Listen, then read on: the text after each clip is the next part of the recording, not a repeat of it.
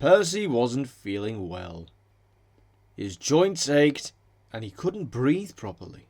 The Fat Controller came with an inspector who examined Percy and made notes in a small book.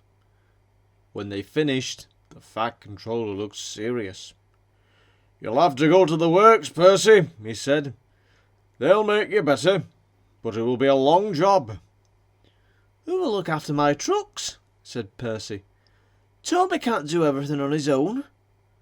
"He certainly can't," agreed the Fat Controller. "I shall borrow another engine from the other railway." The only engine the other railway could spare was a diesel shunter. Duck was at the works when he heard an oily, purring noise. He recognised the new arrival at once. "It's Diesel," he thought, and scuttled behind the shed. "What's he came back for? The Fat Controller sent him away in disgrace." Duck was cross. The Fat Controller was cross too. But he needed another engine, and Diesel was the only engine available. When Diesel reached the junction, Thomas was waiting with Annie and Clarabel. "Hello," said Thomas suspiciously. "You've come to help Toby, I suppose?" "Well, no tricks, mind." Diesel looked pained. "Tricks? What, me?" he asked smoothly. "I'm just delighted to be of assistance to your really useful engines again." "Good," replied Thomas shortly. "I'll believe it when I see it." Diesel pulled some trucks carefully to Farker, where Toby was waiting for him. "Oh," he said, "it's you, is it? Well, do your shunting, please, and then take these stone trucks to the harbour." Thomas and Toby made it clear to Diesel that they would stand no nonsense. Diesel listened, purring quietly. "Yes, Thomas," he said smoothly. "I understand, Thomas. Of course, Thomas." The trucks knew that the Fat Controller had once sent Diesel away for troublemaking. "Let's have some fun," they sniggered. They teased Diesel and tried to annoy him, slipping their brakes on accidentally on purpose. One morning, they went too far. "Look, here's evil Diesel," they whispered as he came into the yard. "Oily creature." "Yes, Thomas," they mimicked. "Of course, Thomas. Anything you say, Thomas." Diesel could stand no more. "Grrr!" he roared ferociously. "I'll teach you!" He gave the line of trucks a sharp push, shooting them fast into a siding. The oldest and rudest truck was at the front. He saw what would happen all too late. "Oh!" he screeched. "Help!" And with a loud crash, he hit the buffers. For a moment he was squeezed between the buffers and the other trucks. Then both he and the buffers collapsed, and the broken pieces were pushed into the road. "Grrr!" Diesel growled fiercely as he cleared up the mess. "Come on, you! Any more nonsense and I'll squash you all flat, just like your friend." When the Fat Controller found out what had happened, he was furious. "You will go back to the other railway as soon as I can arrange it," he thundered. When the Fat Controller had finished with him, Diesel was glad to be going home.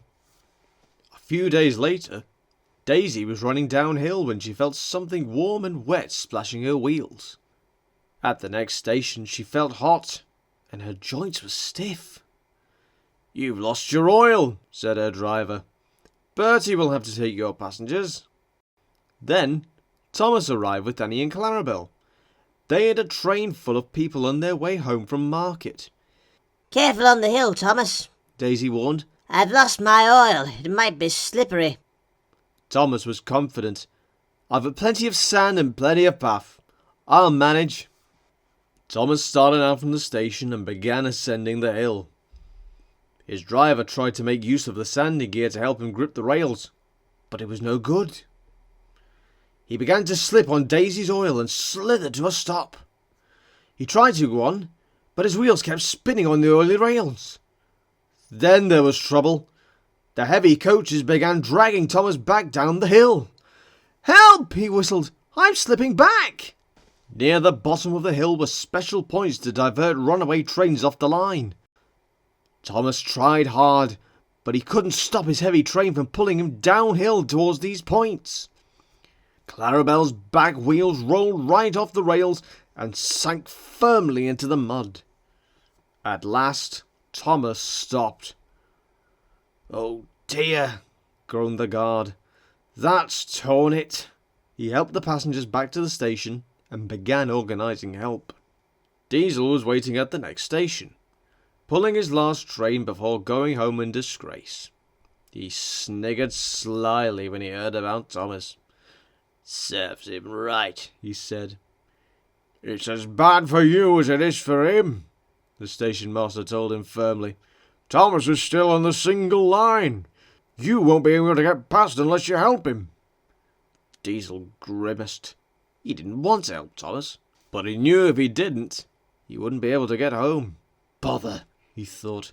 "I'll do it." Diesel shunted his giggling trucks into a siding, and then, reluctantly, he set off to the rescue.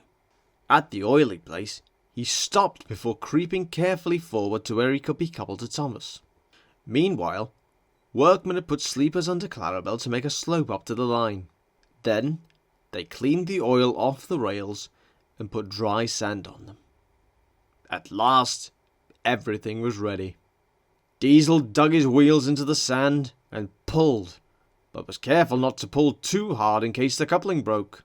With sanded rails, Thomas could help too. The engines moved forward a little way and stopped. Then a little more, until, inch by inch, Clarabelle came safely back onto the line. Clarabelle was unhurt, so they went back for the passengers. Then, using plenty of sand, both engines pulled the train up the hill. "Thank you, Diesel," said Clarabelle. "You were splendid." Diesel began to feel sorry that he was going home. Clarabelle asked the Fat Controller to forgive him, and now everyone hopes that Diesel will come again. And Diesel hopes so too.